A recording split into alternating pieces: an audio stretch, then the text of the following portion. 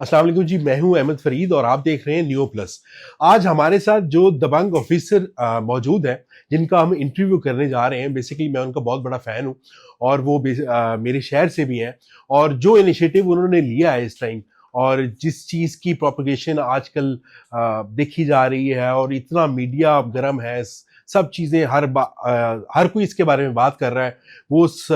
जिसकी वजह से बात कर रहा है, आज हम उनसे मुलाकात करते हैं और उनसे जानने की कोशिश करते हैं क्या हकाइक है, क्या अंदर की बातें हैं जो अभी तक आवाम को नहीं पता। तो आइए वेलकम करते हैं चौधरी सरफराज साहब को।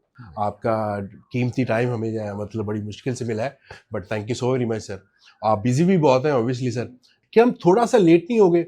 लेट्स सपोज हमारी क्रिकेट में जितने स्कैंडल्स आए, मोइन खान साहब का आया, वसीम अकरम साहब का आया, इवन दो के मोहम्मद आमिर, मोहम्मद आसिफ, ऑल दोज ना। तो सर हमने मोहम्मद आमिर को 5 साल की सजा के बाद गले लगा लिया। तो आप क्या समझते हैं कि हमने थोड़ा सी लिवरेज आवाम को दी कि आप यार कोई बात नहीं, सब चलता है, या अवेयरनेस इस तरह पहले ना फैलाई जो आप कर रहे हैं हम? मैं नहीं समझता ऐसा है। उस वक्त के हिसाब से जो कानून के मुताबिक किया गया वो दुरुस्त था। उसकी रीज़न ये है कि देखें, अगर किसी ने चोरी की है तो उसको चोरी की सज़ा मिलनी है। बिल्कुल। अगर किसी ने डकैती की है तो उसे डकैती की सज़ा मिलनी है। अगर किसी ने किसी को कत्ल किया है तो 302 से सज़ाए मौत होनी है। अब इन केसेस के अंदर हमने इन लोगों को सज़ाए मौत तो नहीं देनी, हमने इनको सोसाइटी के अंदर से कट करके क्रिमिनल तो नहीं बनाना, हमने वापस सोसाइटी में भेजना है इनको। और मैं आपके कैमरा के तवज्जुह से आपके सामने ये वजाहत करता हूँ कि मेरे थाने के अंदर, हवालात के अंदर से जो भी मुल्ज़मान गए हैं, 95-96% रिजल्ट पॉजिटिव है कि वो जाकर सोसाइटी में पॉजिटिव किरदार अदा करते हैं, सोसाइटी बिल्डिंग का हिस्सा बनते हैं, ना कि उसको सोसाइटी से हम कट करके अलहदा कर दें। बिल्कुल नहीं, आपके बारे में तो मशहूर है, आप बड़े दबंग ऑफिसर हैं। आपने जिस काम को भी हाथ डाला है उसको मंतकी अंजाम तक पहुंचाया है। कोशिश तो करते हैं। होपफुली हम ये एक्सपेक्ट करेंगे कि ये जो मामला है ये भी एक लेवल तक, ऑब्वियसली जो हक सच है वहां तक पहुंचे। सर मुझे एक लेवल तक की बात में आप एक अर्ज कर दूं कि लेवल आप देख रहे हैं कि पहले दिन जब 2 दिन का इस यूट्यूबर का रिमांड हुआ था तो मीडिया में आप लोगों के साथी कह रहे थे कि ये डील हो जाएगी, ये हो जाएगा वो। उसके बाद फिर हमें 5 दिन का रिमांड मिला, फिर 4 दिन का रिमांड मिला, फिर अब आज 2 दिन का रिमांड। अब तक हम 15 दिन का टोटल इसका रिमांड अवेल कर चुके हैं। 2 दिन का आज फिर हमें रिमांड मिला है, वो 17 दिन ये 2 मिला के हो जाएगा। और आप इस इन्वेस्टिगेशन का दायरा कार भी देखें कि हमने एक रिजल्ट प्रोड्यूस किया है। लाखों डॉलर उसके अकाउंट से आपने मेरे ख्याल बरामद करवाए हैं, करवा के हमने उसको सरेंडर करवाए हैं, उसका फर्द मकबूजगी बनाई है, उसको ऑनरेबल कोर्ट ऑफ लॉ के सामने पेश किया है। मेरे ख्याल में 3,60,000 बाइनेंस अकाउंट, 20-26 हज़ार डॉलर, 3,20,26 हज़ार डॉलर। और फिर जो इनके लोकल अकाउंट्स हैं उनके अंदर से बहुत पैसे बरामद हुए हैं, हमने सीज किए हैं। फॉरेन अकाउंट्स का भी इनका इंकशाफ हुआ है, दुबई में कोई अकाउंट है उसको भी हम अनर्थ कर रहे हैं। तो आपके सामने सबमिशन रखने का मकसद ये है कि सबसे इम्पोर्टेंट चिश्ती साहब, जो मैं आपको ब्रेकिंग न्यूज़ दे रहा हूँ आज के दिन में, इससे पहले ये ब्रेकिंग न्यूज़ मैंने किसी को नहीं दी कि इसके ऊपर मनी लॉन्ड्रिंग की हमने प्रोसीडिंग स्टार्ट कर दी गई है। हाँ, जैसा कि आपने डे बिफोर यस्टरडे जो लास्ट वर्किंग डे था, आपने देखा है कि हुकूमत रियासत पाकिस्तान ने national cyber crime investigation agency को एंटी मनी लॉन्ड्रिंग के इख्तियारात भी अता कर दिए हुए हैं। अब वो भी हम एक्सरसाइज खुद कर सकते हैं। उसके तहत हमने इसके अगेंस्ट इंक्वायरी लगा दी है। और ये जितने भी यूट्यूबर्स जुआरियों से लाखों करोड़ों डॉलर लेकर वतने अजीज के बच्चों का मुस्तकबिल बर्बाद कर रहे थे, उसके इवज ये तमाम कैफरे किरदार तक पहुंचेंगे। आजकल हमारी वेब पे सर बहुत सारी ऐसी वेबसाइट्स मौजूद हैं जो बच्चे यूज़ करके एस्कॉर्ट्स बुला लेते हैं और इस चीज़ को इस सर्विसेज को यूज़ कर रहे हैं।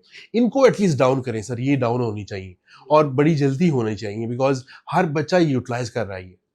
गुजारिश ये है कि आपके तवज्जुह से मैं अपने वतन अजीज़ के तमाम पाकिस्तानियों से, दानिश्वरों से, उस्ताज़ा से ये दरख्वास्त करूँगा कि इस तरह के अहम इशू जैसे ये आपने उठाया है, अगर आप कंप्लेनर नहीं भी बनना चाहते तो काइंडली ये लिख के हमें रिपोर्ट कर दिया करें एज आ सोर्स रिपोर्ट के तौर पे, एज आ इंफॉर्मेशन के तौर पे, ताकि हमारी मदद हो और हम उन टॉपिक्स को भी एड्रेस कर सके जो अभी तक ओवरलुक हो रहे हैं। एक छोटी सी आपको सजेशन तो नहीं कह सकता, मैं रिक्वेस्ट कह सकता हूँ कि अगर साइबर क्राइम को हम ऑनलाइन कर दें तो सर आप देखेंगे कि जितने लोग, फॉर एग्जांपल जितनी फीमेल्स एटलीस्ट बुली हो रही हैं, वो आपको स्क्रीनशॉट्स भेजें, आपको वहां पर आपकी वेबसाइट पे सारा डाटा भेजें, तो आप देखेंगे कि आपके पास भरमार लग जाएगा।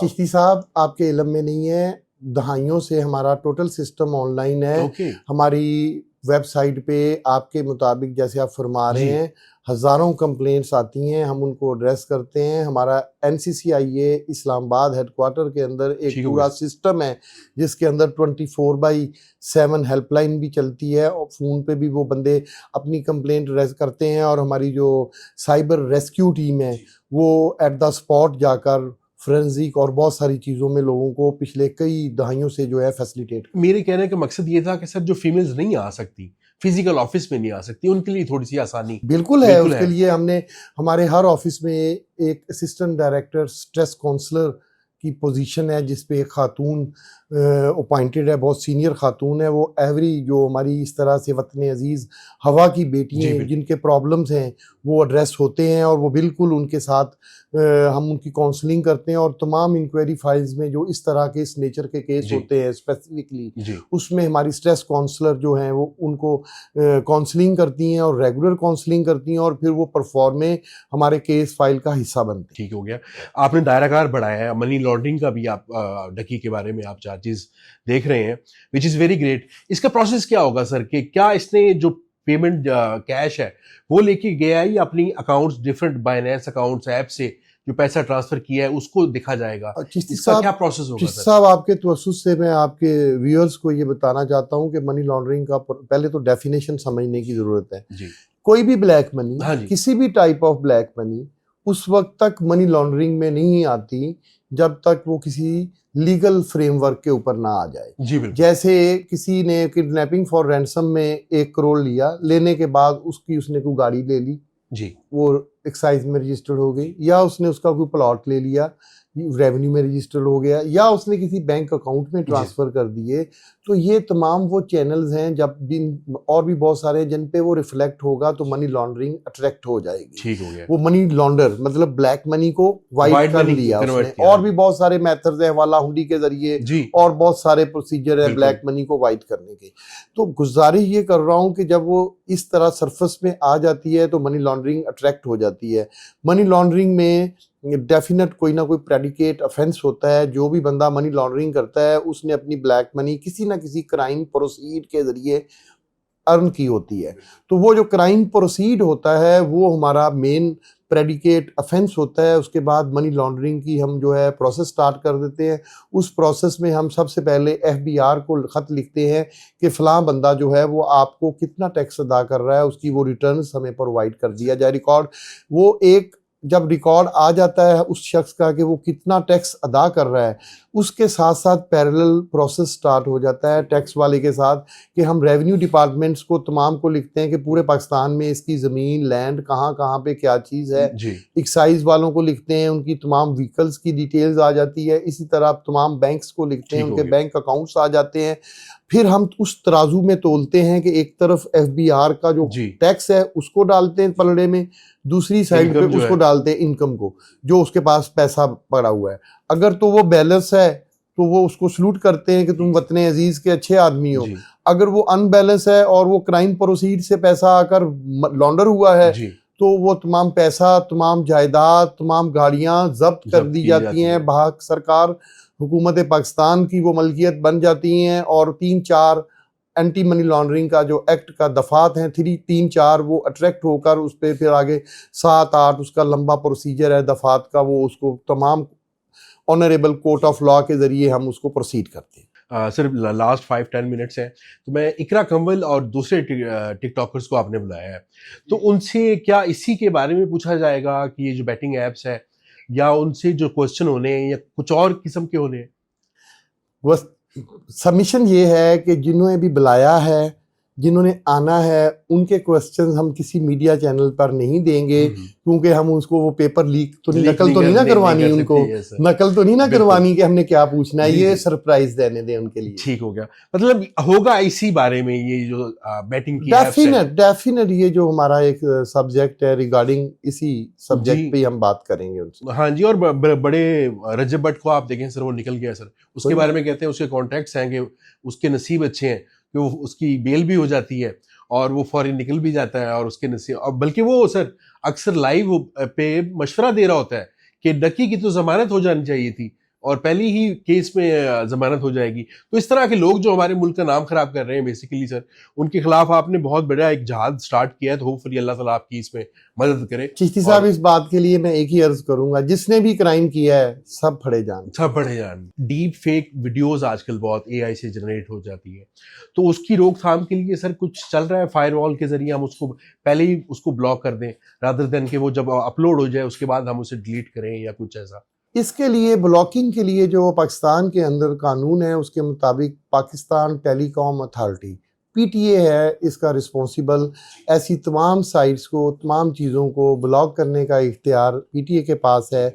जैसे ये अभी बैटिंग एप्स की भी बात आप कर रहे हैं, इस कॉन्टेक्स्ट में भी जो 46 के करीब बैटिंग एप्स को हमने पाकिस्तान में बैन करवाया है, वो भी हमने ख़त लिखा था हमारे हेडक्वार्टर ने हमारी रिक्वेस्ट पे पीटीए हेडक्वार्टर को, तो ये पावर्स पीटीए के पास हैं।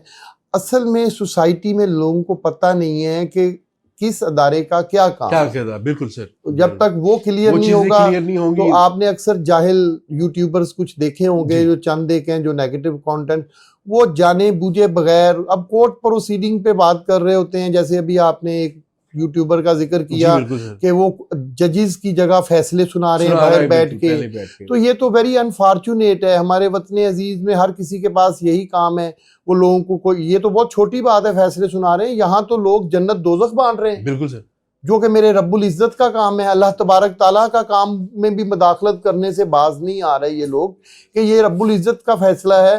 क्या मैं इन लोगों से पूछता हूँ कि इवन आपकी नमाजें, आपकी ज़कात, आपके रोजे, आपका हज, आपको पता है कि वो अल्लाह तबारक ताला ने कबूल किया है कि नहीं? बिल्कुल। हमेशा दुआ करनी चाहिए हर इंसान को कि रब्बुल इज्जत हमारी नाकस अबादात को कबूल फरमाए। हमारी तमाम अबादात जो होती हैं ना वो नाकस होती हैं इंसान की। ये मेरे परवरदिगार पालनहार का रहम है, बरकत है, रहमतें हैं, वो गफूरुर रहीम है, वो माफ़ करने वाला है, वो हमें माफ़ करता है।